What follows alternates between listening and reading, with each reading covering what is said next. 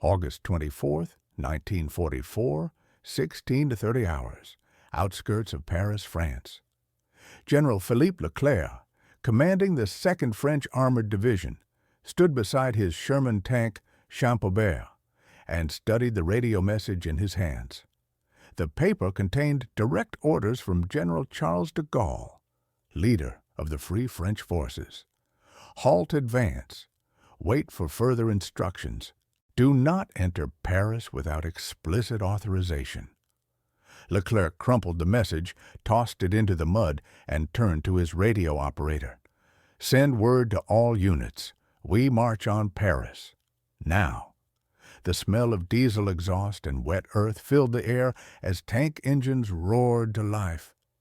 In defiance of the man who would become France's greatest peacetime leader, Leclerc was about to make the most important decision of his military career. What happened next would strain the relationship between two of France's most celebrated wartime figures, but would also give the French people exactly what they needed most. Their capital city, liberated by French hands. Philippe François-Marie Leclerc de Hautecloque had spent 4 years dreaming of this moment.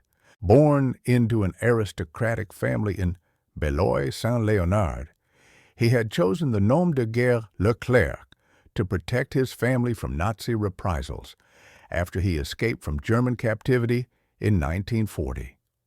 For 4 long years, he had built the 2nd French Armored Division from scattered volunteers and refugees into one of the most effective fighting forces in the Allied Army. From the deserts of North Africa to the beaches of Normandy, Leclerc had proven that French soldiers could fight as well as any in the world. But Paris was different. Paris was personal. Every Frenchman in his division had a story about the City of Light. Every soldier carried photographs of families they hadn't seen since 1940. The sound of tank tracks grinding against cobblestones would announce to the world that France was free again, and Leclerc was not about to let anyone, not even Charles de Gaulle, delay that moment by even a single hour.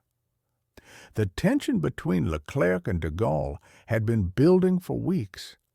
Both men were proud. Both were convinced of their own righteousness, and both had very different ideas about how the liberation of Paris should proceed. De Gaulle, speaking from his headquarters in Rambouillet, saw the bigger picture. He understood that Paris was not just a military objective, but a political prize of immense importance.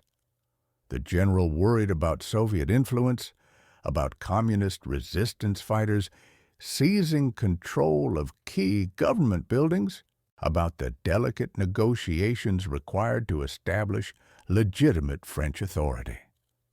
De Gaulle wanted to enter Paris at the head of a carefully orchestrated procession with proper ceremony and maximum political impact. He envisioned himself striding down the Champs-Élysées as the undisputed leader of liberated France, not following behind an impatient tank commander who might upset carefully laid plans. According to classified foreign ministry documents released in the 1970s, de Gaulle had explicitly told General Pierre Koenig, military governor of Paris, that the liberation must be conducted with dignity and proper authority, not as a mad dash by overeager soldiers. Leclerc saw things differently. His intelligence reports told him that German garrison commander Dietrich von Koltitz was wavering about Hitler's orders to destroy Paris before retreating. Every hour of delay gave the Germans more time to demolish bridges, blow up monuments, and turn the most beautiful city in the world into a wasteland. Resistance fighters were already dying in street battles throughout the capital.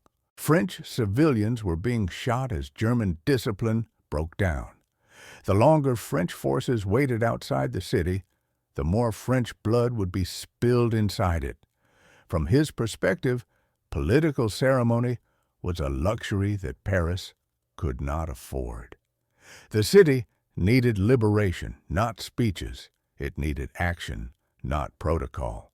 Letters preserved in the French National Archives show that Leclerc had written to his wife just days before. "I cannot sit outside Paris and listen to the sound of gunfire knowing that our people are dying. Honor demands that we act."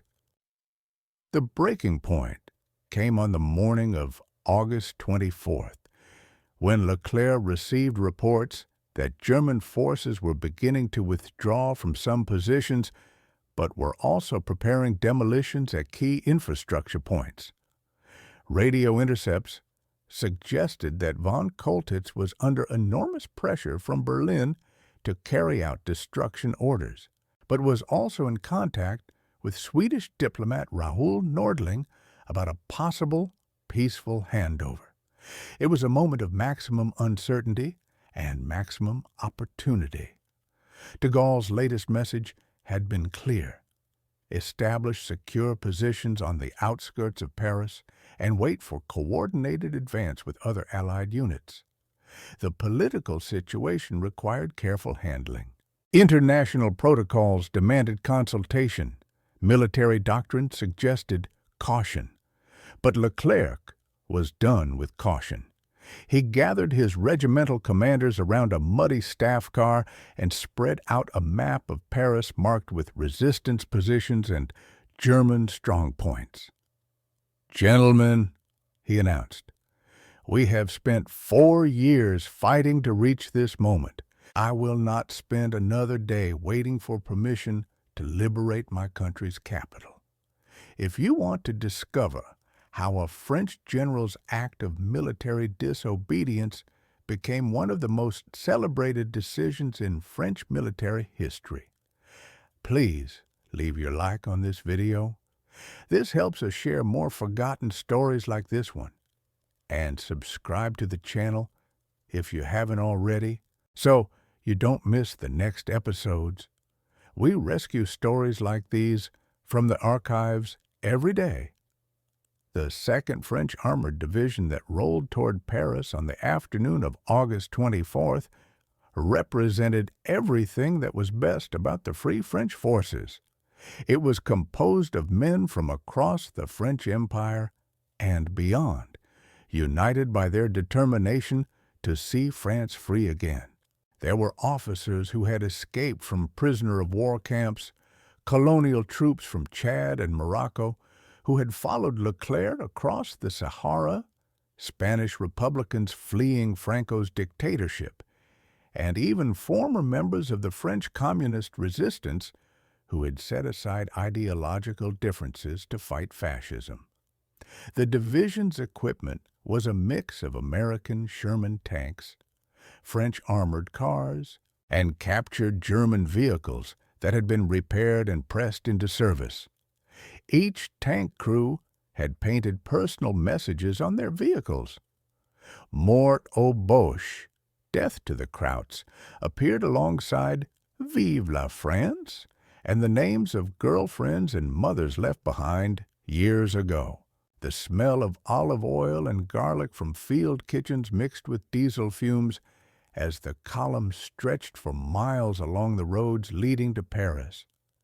Captain Raymond Dron, commanding a mixed unit of Spanish Republicans and French regulars, received the honor of leading the advance guard into the city. According to his memoir published in 1970, Dron remembered feeling a mixture of fear and exhilaration that I had never experienced in 4 years of combat. His half-tracks and armored cars entered Paris through the Porte d'Italie at 2010 hours, just as the sun was setting behind the dome of the Invalides. The first Parisians to see French armor in 4 years came running from apartment buildings and shops, many still in their night clothes, Women threw flowers and bottles of wine that had been hidden from the German occupiers. Men who had been members of the resistance emerged from hiding places carrying weapons and wearing armbands they had kept ready for this moment. Children who had grown up under occupation saw tanks flying the Cross of Lorraine for the first time in their lives. The sound of church bells, silent since 1940, began to ring across the city as news of the French arrival spread from neighborhood to neighborhood. But even as his advance units were being kissed and cheered in the streets of southern Paris, Leclerc knew that the hardest fighting still lay ahead. German forces still controlled most of the government district, including the Ministry of Defense, the Prefecture of Police, and several key bridges across the Seine. Von Choltitz had approximately 20 Lazaran troops under his command, along with artillery and prepared defensive positions throughout the city center. Street fighting in an urban environment was the most dangerous type of combat, especially when civilian lives were at stake. Tank warfare in narrow medieval streets meant that every intersection could become a death trap. Radio communications would be disrupted by tall buildings. Friendly fire incidents were almost inevitable when French resistance fighters and French soldiers operated in the same neighborhoods.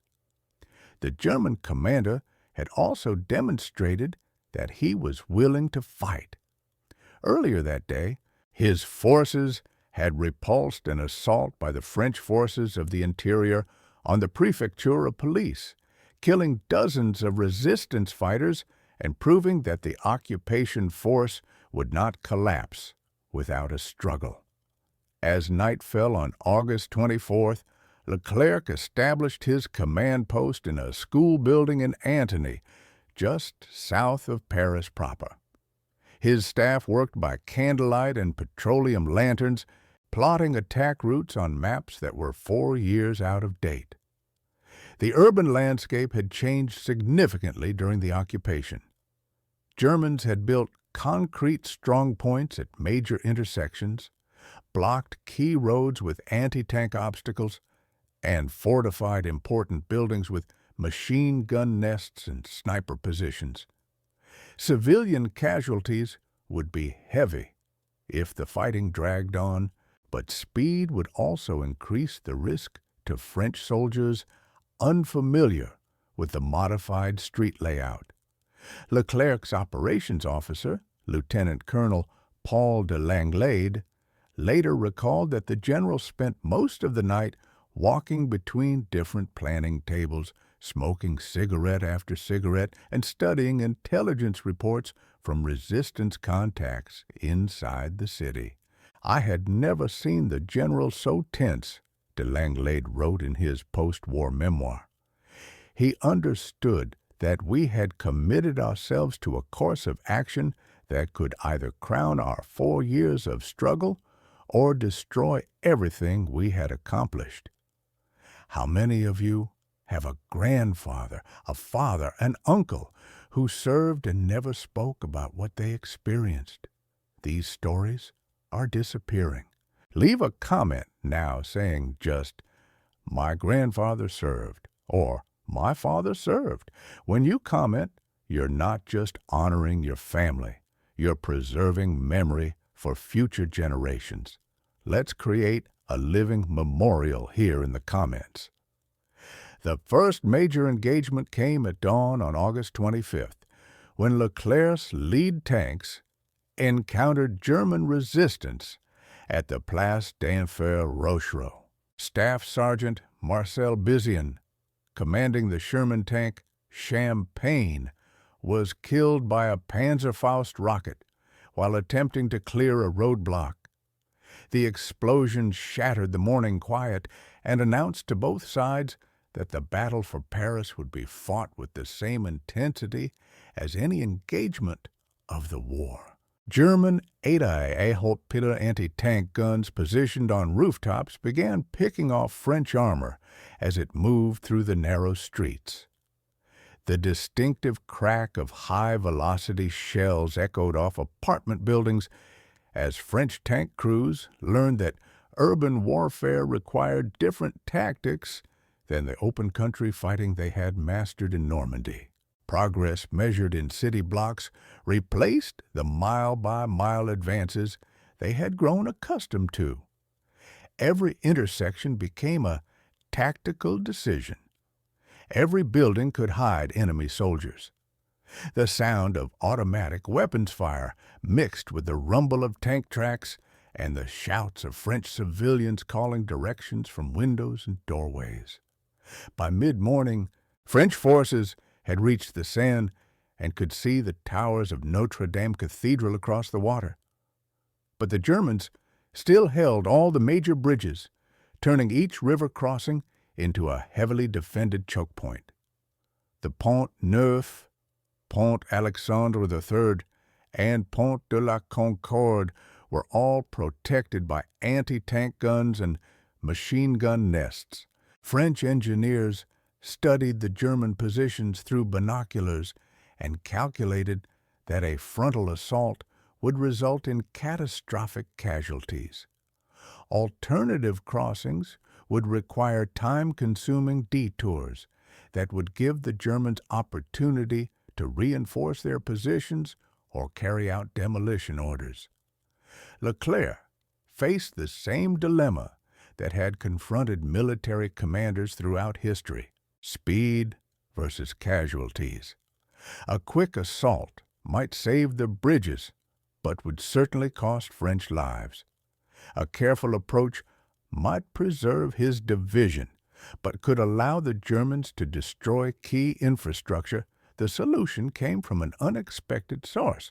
Father Jean-Marie Bockel, a Catholic priest who had been secretly providing intelligence to the resistance, approached French lines carrying detailed information about German defensive positions.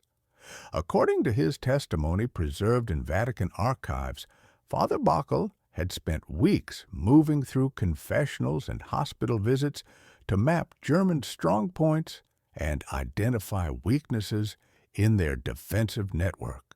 His information revealed that the Pont de Sully was only lightly defended because German commanders assumed its narrow approaches would make it unsuitable for tank operations.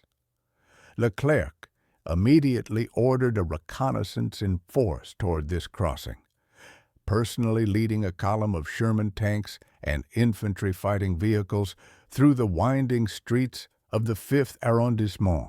The sound of track plates grinding against cobblestones echoed between the narrow buildings as French armor approached the river for the first time since 1940.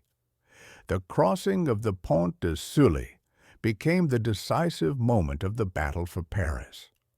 German defenders, caught by surprise, managed only sporadic resistance before being overwhelmed by French firepower and determination. Tank shells crashed into German machine gun nests while French infantry cleared buildings room by room. The smell of cordite and burning debris filled the air as the battle intensified. Civilians caught in the crossfire huddled in basements and subway stations, listening to the sounds of liberation overhead. By noon, French tanks were rolling across the bridge while German forces retreated toward their remaining strongpoints around the government district. The sight of tricolor flags flying from French armor as it crossed the Seine brought thousands of Parisians into the streets despite the continuing gunfire. Men and women who had lived through 4 years of occupation wept openly as they watched their city being liberated by their own soldiers. Meanwhile, 25 miles away in Rambouillet, General Charles de Gaulle was experiencing a mixture of pride and fury as reports reached him of Leclerc's unauthorized advance. Intelligence updates arriving every hour described French tanks advancing through central Paris, French soldiers being cheered by ecstatic crowds, and German resistance crumbling throughout the city. De Gaulle understood that Leclerc had handed him a magnificent political victory, but the general also recognized that military discipline and political authority had been publicly challenged. According to memoirs published by his aide-de-camp, de Gaulle spent much of August 25th pacing in his temporary headquarters, dictating messages to Leclerc that were never sent, and consulting with political advisers about how to handle this act of insubordination. The general understood that Leclerc had done exactly what needed to be done, wrote Claude Mauriac. But he also understood that he could not allow the precedent of commanders ignoring direct orders, regardless of results. The final German strong point fell at 1500 hours when French soldiers stormed the Hotel Meurice, where General von Choltitz had established his command post. The German commander surrendered with the words, "I am at your disposal," in broken French, officially ending 4 years and 2 months of Nazi occupation. Within minutes, French flags were flying from government buildings throughout central Paris. Church bells that had remained silent since 1940 began ringing across the city. Resistance fighters emerged from hiding to embrace French soldiers they had supported with intelligence and sabotage. The liberation of Paris was complete, accomplished in less than 24 hours by a French division operating without explicit authorization and in direct defiance of orders from Free French headquarters. General Leclerc entered the city center at 1630 hours, riding in an open jeep through crowds that lined every street and filled every window. The scene was unlike anything witnessed in Paris. Since the victory parades of 1918, flowers rained from apartment balconies, while French civilians who had lived through rationing and repression shared precious bottles of wine and cognac with their liberators. Young women climbed onto tanks to kiss French soldiers, while elderly veterans of the previous war saluted units that represented everything they had fought for 26 years earlier. The sound of the Marseillaise, sung by thousands of voices, echoed off the buildings of the Champs-Élysées as French armor rolled past landmarks that had been decorated with Nazi symbols for 4 years. According to newsreel footage preserved in the French National Archives, tears were visible on the faces of soldiers who had dreamed of this moment during years of exile and combat across 3 continents. But the political reckoning was still to come. De Gaulle arrived in Paris on the afternoon of August 25th, driving through the same cheering crowds that had welcomed Leclerc. The two men met at the Ministry of War, where their conversation was witnessed by several staff officers whose accounts provide insight into one of the most important confrontations in French military history. According to Colonel Jean Compagnon, who served as de Gaulle's military secretary, the general entered the room with the measured stride and impassive expression he reserved for moments of greatest tension. Leclerc stood at attention as de Gaulle approached, both men understanding that this meeting would define their future relationship and set precedents for civil-military relations in post-war France. "General Leclerc," de Gaulle began, his voice carrying the authority of 4 years of resistance leadership, "you have disobeyed explicit orders from your superior officer. You have acted without authorization and in disregard of carefully coordinated operational plans. Military discipline is the foundation of effective command, and no objective, however important, justifies insubordination." The words hung in the air of the ornate ministerial office, while staff officers listened in silence. De Gaulle paused, studying the face of the man who had just handed him the greatest political prize of his career. Leclerc remained at attention, prepared to accept whatever consequences his decision might bring. According to witnesses, the room was so quiet that the sound of church bells celebrating liberation could be heard through the tall windows. Then de Gaulle stepped forward and embraced Leclerc in the traditional French manner, kissing both cheeks while tears became visible in his eyes. "But sometimes, General," de Gaulle continued, "the heart knows what the mind cannot calculate. You have given France her capital. You have given our people their moment of glory. You have proven that French soldiers can accomplish anything when they fight for something greater than themselves. I cannot approve your methods, but I cannot question your results. France is in your debt."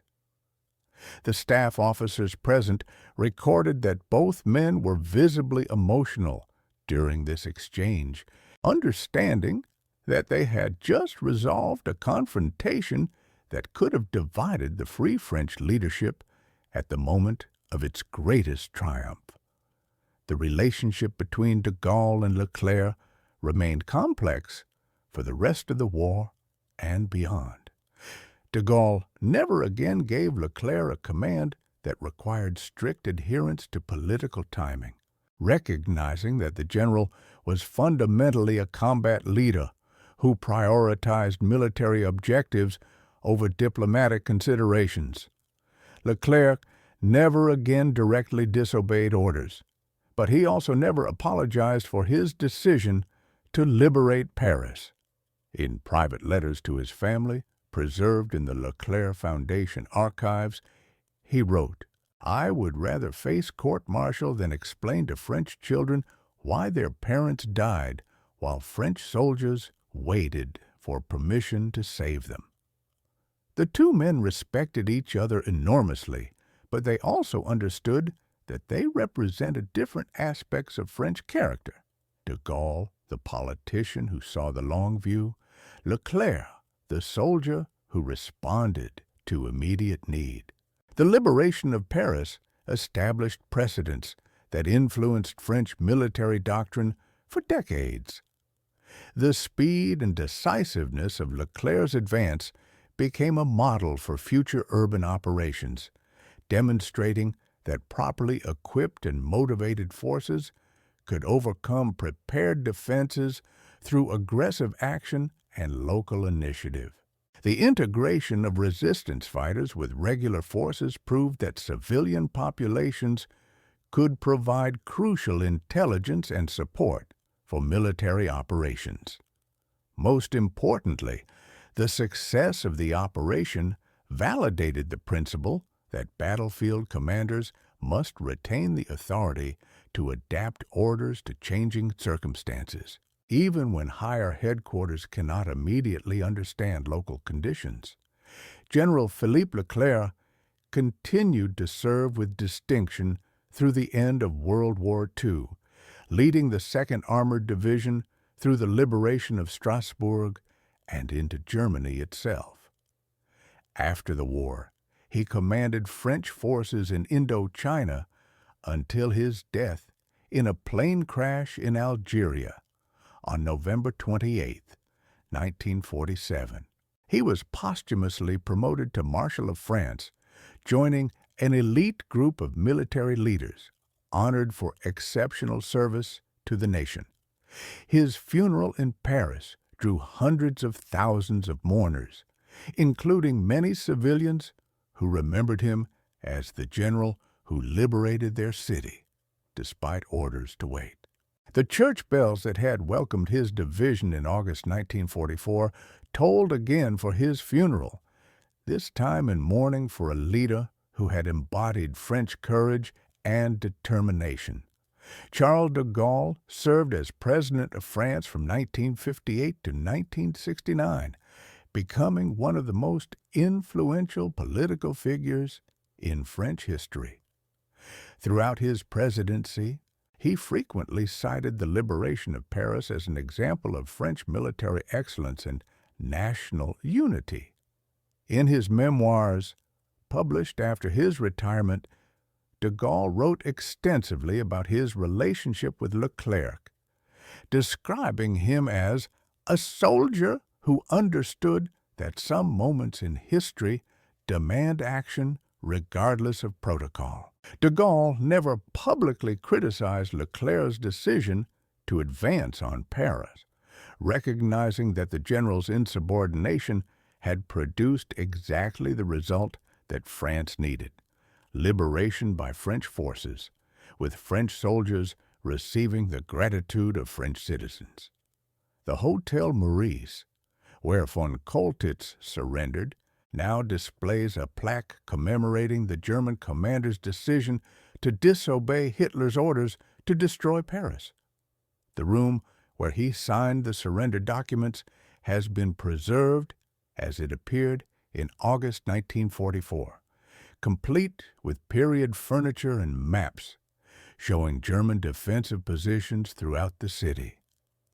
Visitors can see the desk where von Choltitz wrote his final reports to Berlin, describing the collapse of German resistance and the enthusiasm of Parisian civilians for their French liberators. The hotel's current management maintains a small museum documenting the final days of the occupation, including photographs of German soldiers abandoning their positions and French tanks rolling through streets lined with celebrating crowds. The Pont de Sully, where Leclerc's forces crossed the Seine, bears a memorial plaque describing the decisive engagement that opened central Paris to French forces. Every August 25th, French veterans organizations and military units participate in a ceremonial crossing of the bridge, retracing the route taken by the 2nd Armored Division in 1944.